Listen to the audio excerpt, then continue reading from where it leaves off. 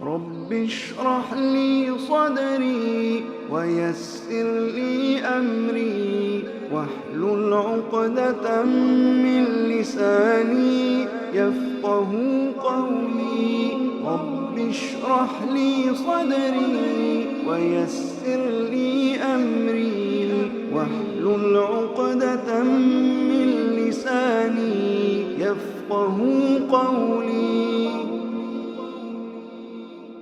آگے بڑھتے ہیں نوجوانوں. جو اگلا پوائنٹ ہے ہمارا، ماں باپ کی فرمانبرداری کرو. نوجوانوں سے خاص گزارش کروں گا والدین کی فرمانبرداری کریں، اس لیے کہ اللہ اور اس کے رسول کے بعد دنیا میں کسی کا مقام، کسی کا مرتبہ، کسی پہ خرچ، کسی کی خدمت، کسی سے حسن سلوک ہے تو وہ دو شخصیات ہیں صرف اور صرف، ایک ماں، دوسرا باپ. جو ان کا نہ ہوا وہ کس کا نہیں ہو سکتا. میری بات کو لکھ لو، جو ان کا نہیں ہوا کس کا نہیں ہو سکتا. اور تمہیں اپنی جوانی کی طاقت، شیطانی بہکاوا تم کو یہ سکھاتا ہے کہ تم کو ان کی ضرورت نہیں ہے. یاد رکھو ان کی ضرورت تم کو ہر لمحہ ہے، ہر لمحہ، یا تو ان کی موت تک یا تو اپنی موت تک، ہر لمحہ ان کی ضرورت ہے. نہ جانے کتنی مصیبتیں، پریشانیاں، دکھ اور تکلیف تم تک آتی بھی نہیں ہیں صرف ان کی دعاؤں کے نتیجے میں. تو ان کی فرمانبرداری، خدمت، اطاعت گزاری، ان پہ خرچ کرنا، ان پہ حسن سلوک کرنا، عاجزی اختیار کرنا، ان کے ساتھ اختیار کرنا، جو کچھ حسن سلوک میں ہوتا ہے. علماء لکھتے ہیں کہ حسن سلوک کا جو سب سے اول درجہ ہے، جو سب سے زیادہ مستحق لوگ ہے، وہ پہلے ماں ہے، دوسرا باپ ہے، اس کے بعد دنیا میں سب کچھ ہے، اس کے بعد سب درجات آتے ہیں. اللہ اور رسول کے بعد ماں اور باپ ہے. یاد رکھیں قرآن میں 3 جگہ سیدھا اللہ کی توحید کے بعد جو کہا گیا، کیا کہا؟ وبالوالدین احسانا جاتا ہے کہ والدین سے سلوک کرنا. یہ تمہارا رب طے کر چکا ہے کہ اس کے ساتھ کسی اور کو شریک نہ کرنا. وبالوالدین احسان، والدین سے سلوک کرنا ایک ہی جملے میں ہے، آیت کے اندر کوئی روک نہیں. ایک جس کو بولتے ہیں ہم ایک سانس میں کہیں کی بات بولتے ہیں، ایک ساتھ ہے. کئی جگہ ہے، 3 جگہ تو میں جانتا ہوں مقام، بہت بڑا مقام. تو یہ گولڈن اپارچونیٹی ہے، سنہری موقع ہے. زندہ ہے، اٹھا لو فائدہ. چلے جاؤں گے پچھتا جاؤں گے. جوانی مجبور کرتی ہے. لڑکی کہہ رہی میں جوان ہو گئی، کیا کیا باپ نے میرے باپ سے اچھا تو وہ فلاں لڑکا، فلاں بوائے فرینڈ ہے، کتنا خیال رکھتا ہے میرا.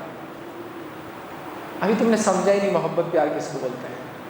ابھی تم نے سمجھا ہی نہیں وہ کیا خیر پائی تمہارے لیے کرتے ہیں. اللہ رب العزت نے ہم کو تاکید کی قرآن میں، ان کے لیے دعا کرنا، رب ارحمہما کما ربیانی صغیرا. اللہ ان پر ویسا رحم کر جیسا یہ ہماری پیدائش سے پہلے، یہ پیدائش کے اندر، یہ ہمارے بچپن میں ہم پر رحم کرتے ہیں. اور والدین کیا ہے؟ وہ ماں، اس نے حمل 9 مہینے تم کو اٹھا کے رکھا. حمل کمانا کیا ہوتا ہے معلوم آپ کو؟ اسی سے لفظ اردو میں حمال آتا ہے. حمال سمجھتے ہیں؟ حمال ویٹ اٹھانے والا. حمل اس ویٹ کو بولتے ہیں جو ویٹ خود کا نہیں ہوتا ہے، ایکسٹرا لوڈ کو حمل بولتے ہیں. اسی سے حمال آتا ہے. حمال اپنا نہیں، دوسروں کا وزن اٹھاتا ہے. تو ماں نے اپنا ویٹ نہیں اٹھایا، وہ ایکسٹرا لوڈ تھا جو اس کے اوپر تمہارا تھا، وہ اس نے اٹھا کے رکھا. 9 منتھس تک تکلیفیں جھیلی، یا جو بھی 7 منتھس 8 منتھس 9 منتھس تک تکلیفیں جھیلی. اور وہ باپ جو کماتا تھا، جو کوشش کرتا تھا، اپنی کوششوں کو 10 گنا بڑھانے کی کوشش کر رہا ہے کہ اولاد پیدا ہونے والی، تو اس کے لیے کیا میں کوشش کر سکتا ہوں اپنے پاس ایکسٹرا کروں. جو خود نہیں کھایا وہ تم کو کھلایا، خود سائیکل پہ گیا، تمہارے لیے بائک کی فکر کی اس نے. یہ ماں تھی جس نے خود کوئی چیز نہیں پہنی، تم کو پہنایا. اور لڑکی اور لڑکا کہہ رہے ہیں کہ ہمارے کو آپ کی ضرورت نہیں ہے، آپ ہم کو بوجھ نظر آ رہے ہیں. آپ کے ساتھ آکورڈ فیل ہوتا، صحیح اچھا لگتا. آپ تھوڑے پڑھے لکھے نہیں ہیں، پرانے خیالات کے ہیں. یہ جیسے بھی ہے یہ نعمت ہے. یہ صحیح سلامت ہے، عقل کے ساتھ ہے تو بھی نعمت ہے. یہ بیمار ہے اور عقل چلی بھی جائے تو نعمت ہے. کیونکہ حدیث میں اللہ کے رسول نے فرمایا تمہیں تمہارے کمزوروں کی وجہ سے رزق دیا جاتا ہے اور انہی کی وجہ سے تمہاری مدد کی جاتی ہے.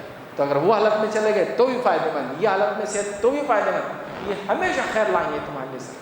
اور یاد رکھو دنیا کے اندر ماں باپ سے زیادہ تمہارا خیر خواہ کوئی نہیں ہوتا. دنیا میں ایک ہی شخصیت ایسی ہے جو اپنی اولاد کو اپنے سے آگے جاتے ہوئے دیکھ کر خوش ہوتی ہے، اور وہ باپ ہے.